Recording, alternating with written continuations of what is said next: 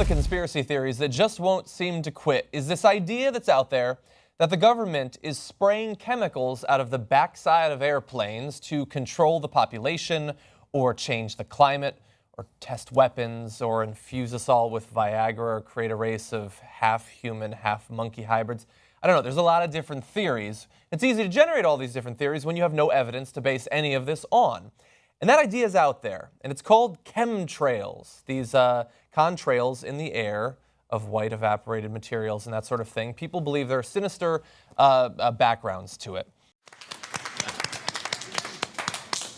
Well, have you heard the theory that we're all being bombarded with a cocktail of chemicals from on high? The allegation is that those white vapour trails in the sky left by aircraft are evidence of a government weather modification cover-up, and in the process we're all being slowly poisoned. So is this a baseless conspiracy theory or something sinister that we should be taking seriously? Joining us live from California is one of the most well-known advocates of what is loosely called the chemtrails theory, Dane Wigington, and to challenge him from Australian Skeptics, Ken McLeod, a retired air traffic controller. Morning to you both. Dane, I'll start with you. What proof do you have that chemtrails are happening and that they are for climate engineering? First, I would start with the fact that we at geoengineeringwatch.org, the largest website in the world on the subject, don't recognize the chemtrails term. Semantics is important because if people search that term, they find conspiracy theory and hoax by design. So we advise sticking to the climate science terms: climate engineering, geoengineering, solar radiation management. In regard to the proof we have, in addition to having government documents, Senate documents, presidential documents, we have U.S. Air Force former generals, 2 former generals communicating with us. We have NASA satellite imagery like that, which you're showing right now, that clearly no one needs to know anything about meteorology to see that there's very unnatural patterns in those cloud formations. In fact, patterns that nature cannot make. In addition to our testing of precipitation from around the globe, which has yielded without exception the climate engineering components in the precipitation: aluminum, barium, strontium, polymer fibers. We have just at great expense and great effort completed atmospheric testing using a flying laboratory that NOAA, National Oceanic and Atmospheric Administration, also uses, and we have just confirmed the same climate engineering elements that were emitted from aircraft in a layer that we flew through. We have just confirmed this, first type of its test ever. This is a court admissible type of evidence. I could go on, but the bottom line, in addition to all this, we have film footage of these aircraft at altitude turning on and off. You can't turn condensation on and off with the nozzles visible. As you see in that particular image you're showing now, you can see the nozzles on the wings. We have up-close photographs as well. If people don't believe what they see with their own eyes, I think there's not much we can show them. Well, Dan, just sort of pulling back from that really sort of specific detail, why a good test of any sort of theory goes back to Cicero. Who benefits? Why would the government be using aeroplanes to poison its own population or change the climate? It seems like a very convoluted and inefficient way, for one thing, of doing anything. And why would they want to do it anyway and then cover it up? First, in regard to your stated objective of poisoning the population, you said that, I didn't. Okay. That's not what we have stated at geoengineeringwatch.org. In regard to engineering the climate, I'll answer in their words. Militaries around the globe, starting with the U.S. military, state emphatically and on the record that the greatest national security threat of all is the climate collapse. What we face is far worse than global warming. We face what's more scientifically termed an abrupt climate collapse.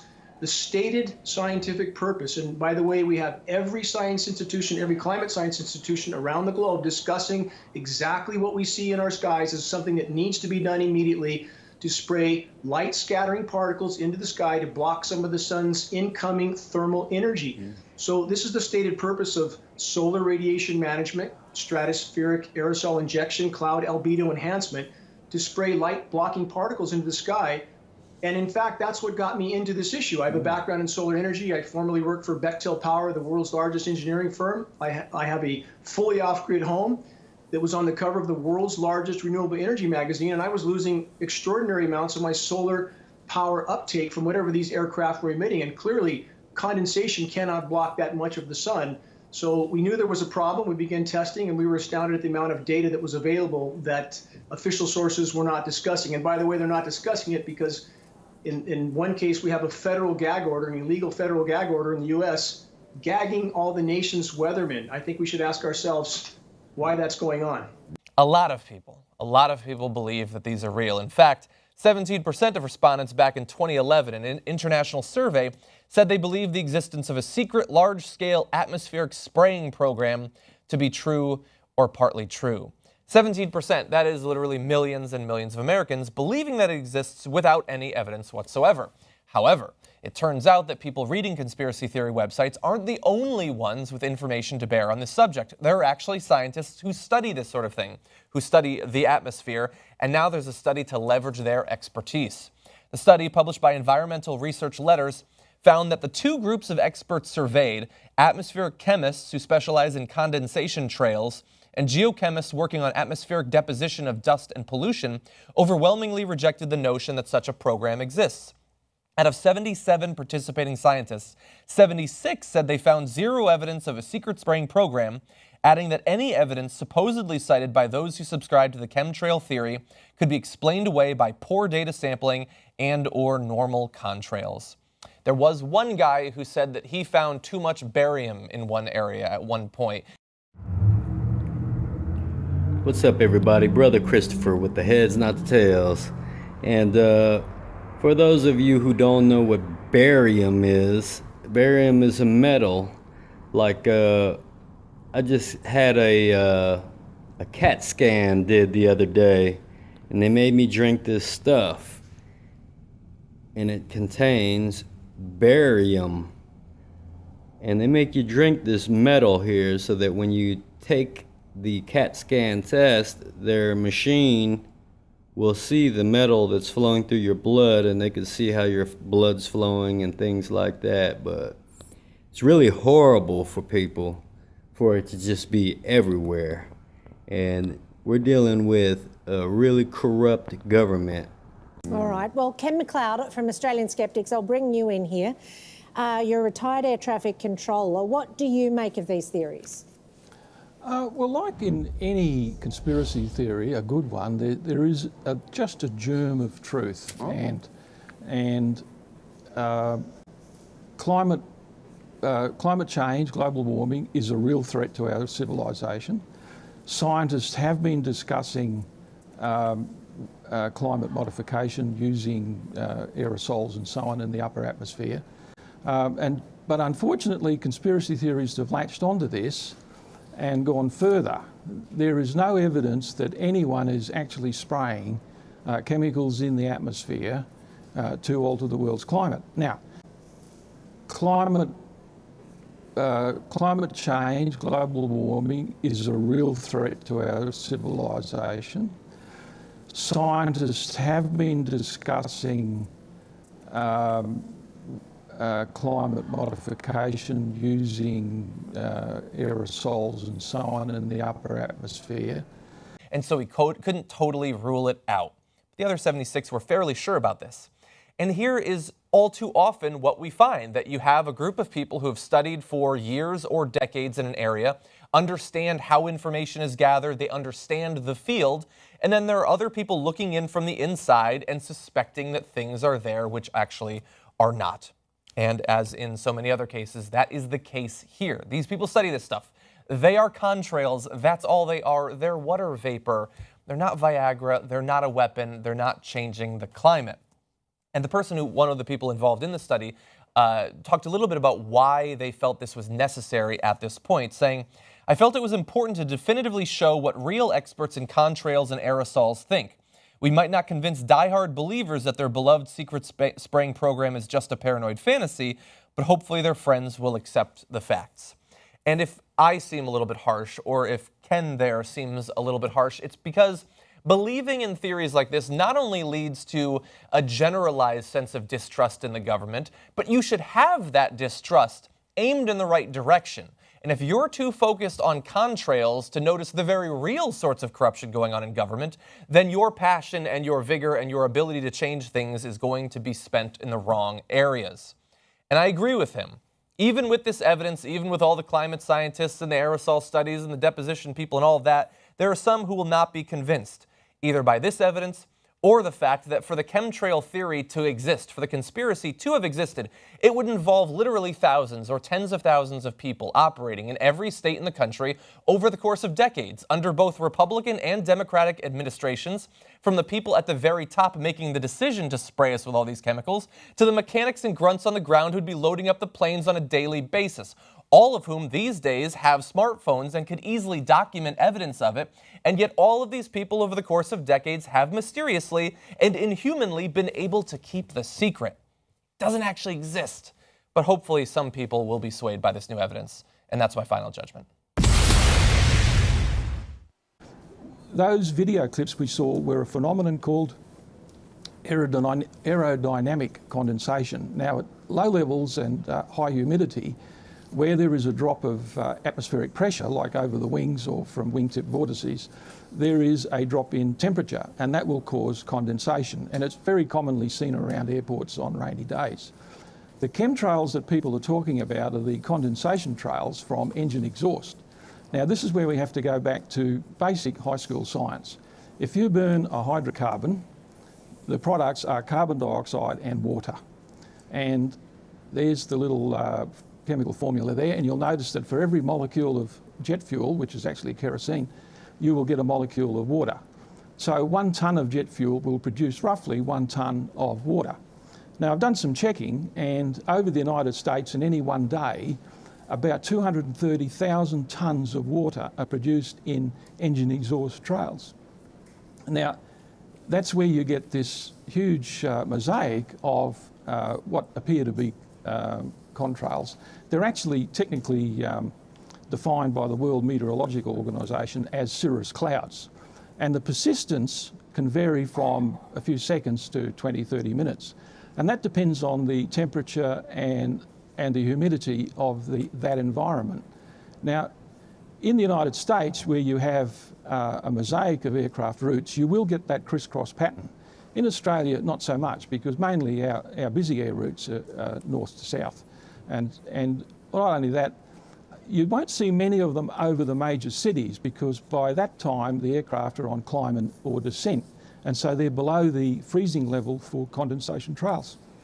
Ken, I'll just interrupt you, because that all sounds very plausible, doesn't it, Dane? Doesn't that make more sense than the government secretly trying to control climate change, which surely, if they'd found a way to do that, they'd be shouting from the rooftops and indeed the stratosphere? Would they be shouting from the rooftops when we have federal gag orders and confidentiality agreements that are spoken about by the U.S. Air Force generals that we have interviewed on film and on the record? They are not at liberty to speak out about this. The liability issues are incomprehensible. The moment governments around the globe, it's not just U.S. governments around the globe, we have Senate documents 800 pages long to prove this. The moment they've intervened in climate systems, at that point the liability issue becomes immeasurable, incalculable, because every climate cataclysm becomes suspect. But I guess let's cut to the chase on. If I can answer a question about the condensation trail aspect first, this is very important in response to Ken.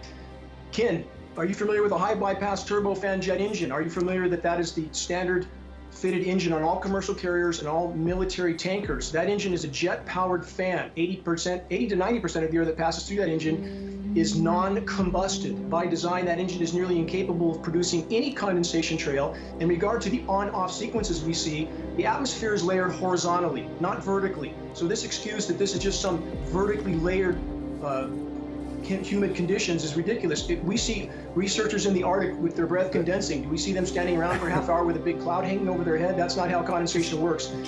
Again, everything we see in the sky is exactly what is described by climate scientists. We're not asking anybody to believe us. We're asking them to look at the photographs of nozzles, film footage, government documents, statements from former military, and when we consider the degree of danger of climate collapse, would we really expect governments around the globe to ask our permission before deploying these programs, which happened in 1945, by the way? The B-17 bombers were part of this program. We have film footage of them turning on and off, too. Well, Ken, can I ask, what are these planes if they aren't geoengineering planes?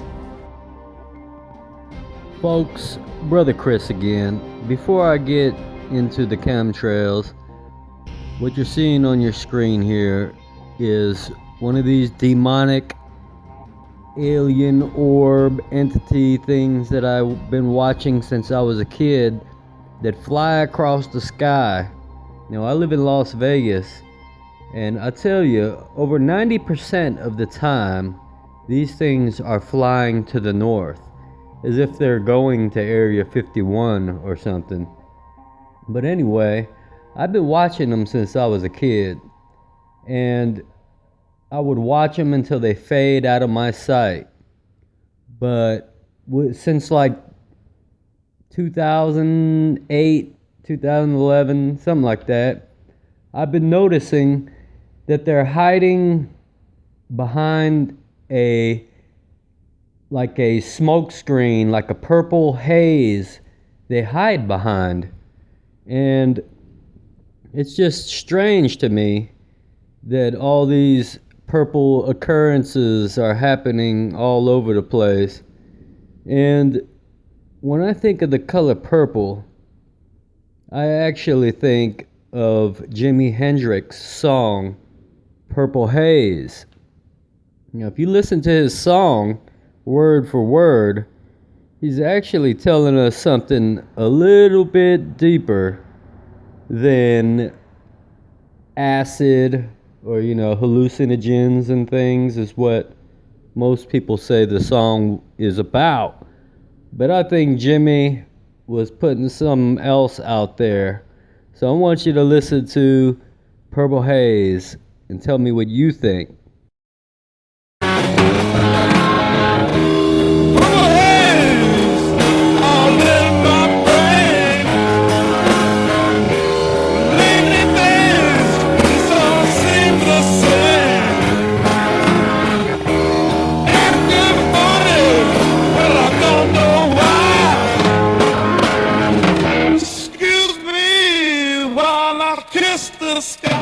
When Hurricane Michael finally moved on, people living in the Florida Panhandle left their homes, walked outside, and saw this eerie yet very beautiful purple sky. People were catching this on social media, Snapchat, all over Instagram. Brooks Garner here now to tell us, how does this happen? This looks otherworldly. This looks like something you'd see in Star Trek. Yeah. But the answer as to why the sky was purple after this major Hurricane Michael is quite grounded. And it's as easy as asking you this. What color is the sky normally on a sunny day? Blue. Right.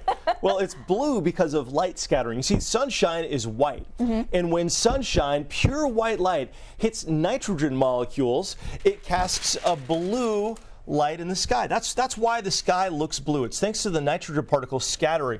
Now, in the evening, high clouds were still catching that pure white light above the red of the sunset. And what happened, Reka, is that on the ground, when the red beams of the sunset mixed with the blue, purple was a result. This is a process called additive color, and it's a way that a lot of artists will combine light when using projections for various performances. So this purple light, while beautiful, again, as we said, very eerie, it's not an indication of any other weather threat or anything like that, right? There's an old saying that a red sky at night is a sailor's delight, and that generally means the storm is moving out. In this case, it was purple, which is extra lucky. Unfortunately, now the cleanup begins, but it is a good sign that the storm is over. Yeah, so this is a weather phenomenon that could happen even under the best circumstances, even in our area. Right, if we had a day of big thunderstorms and it happened right at the sunset, we too could see purple skies.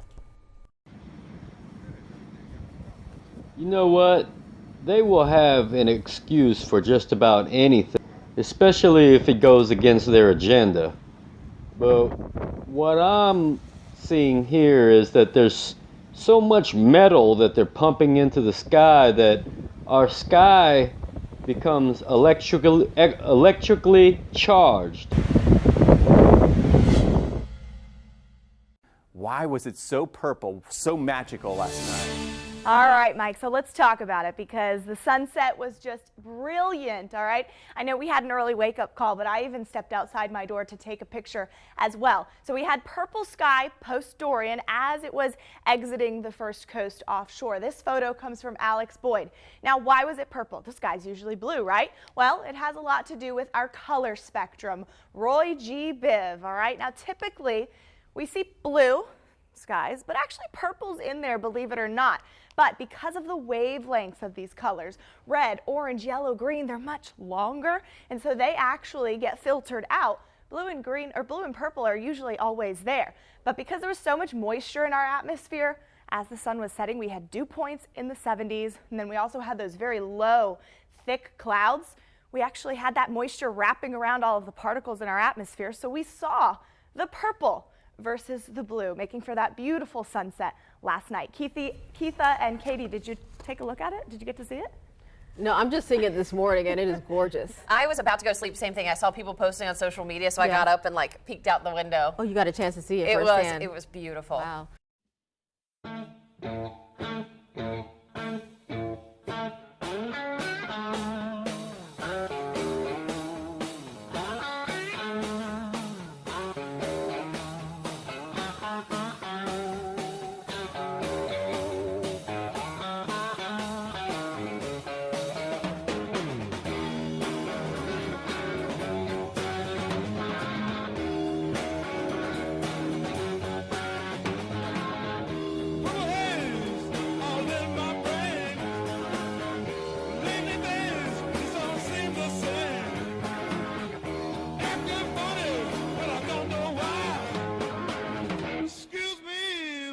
Kiss the sky.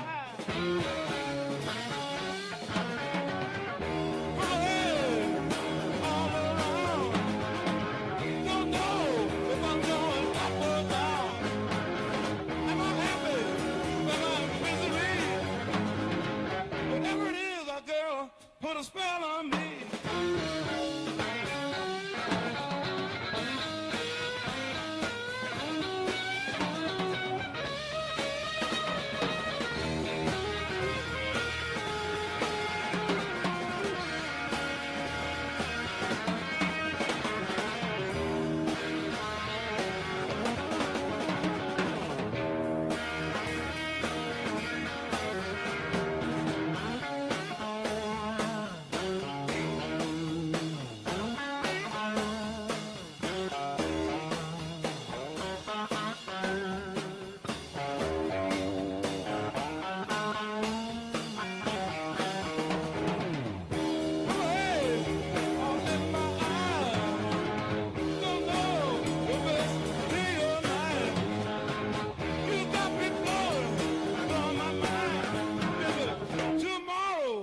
Just the end of time. Help me.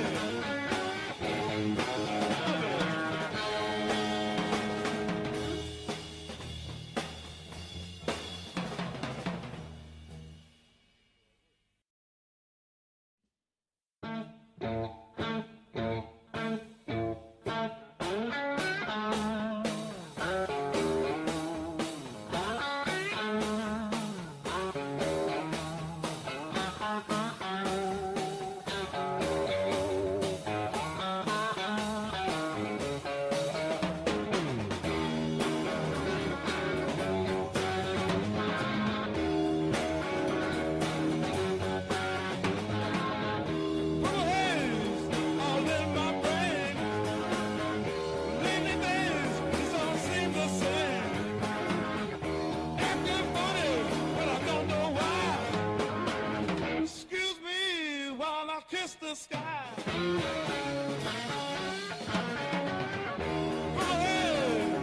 All around. Don't know if I'm going up or down.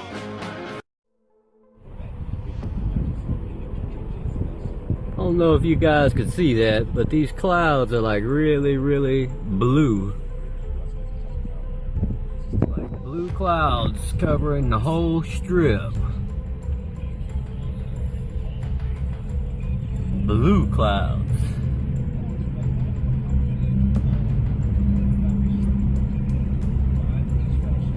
Look how blue them clouds is. There was a rainbow going through them a minute ago. Crazy. Crazy, crazy, crazy. Big old blue clouds.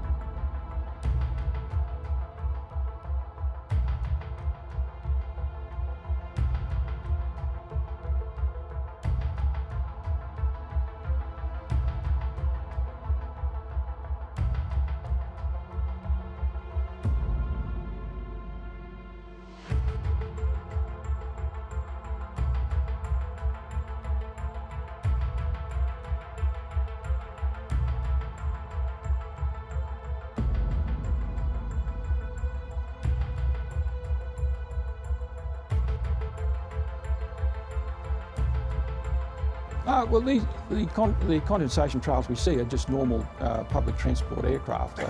I've done some checking. At any time over the US, there's about 1,000 jet aircraft airborne. And I can give you some figures on how much water they pump out. An Airbus A330 creates about 7 tonnes of water an hour, a Boeing 787 5.5 tonnes an hour, an Airbus A380 over 13 tonnes an hour. Now, Dane asked right at the start of his little talk, am I familiar with the high bypass turbojet engine? Of course I am. It's the standard engine that's been around since the 60s. But to say that they create less condensation trail is just not true. In actual fact, they create more of a condensation from the burnt fuel for several reasons. One is that the turbulence assists the condensation, and the other reason is these engines are generally bigger, so they burn more fuel and create more water. Now, strangely enough, I've got here an excerpt from the United States Air Service newsletter from 1921, where they wrote an article about the first observed condensation trail, an aircraft operating at 26,000 feet. And this was a complete mystery to everyone at the time because it had not been noted before. And the article goes into, well, what could be causing this? Is it carbon particles from the fuel, that sort of thing. Condensation trails are not new, and you saw that clip earlier of the B-17s operating over Germany with the Mustangs above them. At the time, pilots used to be given as part of their pre-flight briefing the expected condensation level, and it's generally around 26,000 feet. So the trick for the bombers was to operate just below the condensation level so that they could see the Messerschmitts coming in. This is nothing new. Condensation trails have been around for a long time. They're very well understood. Can I respond again? It's, Well, we we're out of are time, running out of Dane, time, sorry. but Dane, I am going to let people know to find out more about Dane's case, head to geoengineeringwatch.org. Dane and Ken, thank you so much for joining us and putting your cases. Oh my God. Lisa, are you getting this on camera? This tornado just came and erased the Hollywood sign. The Hollywood sign is gone. It's just shredded.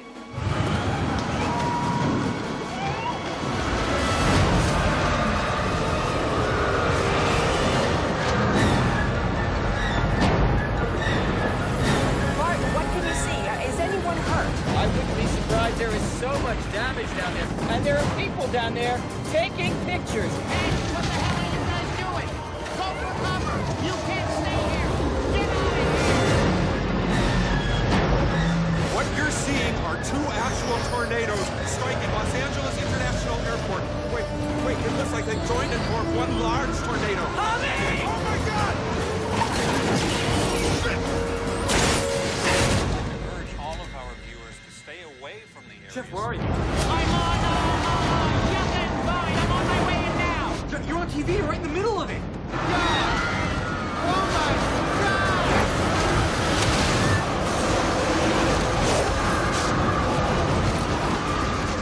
You gotta get out of here, man!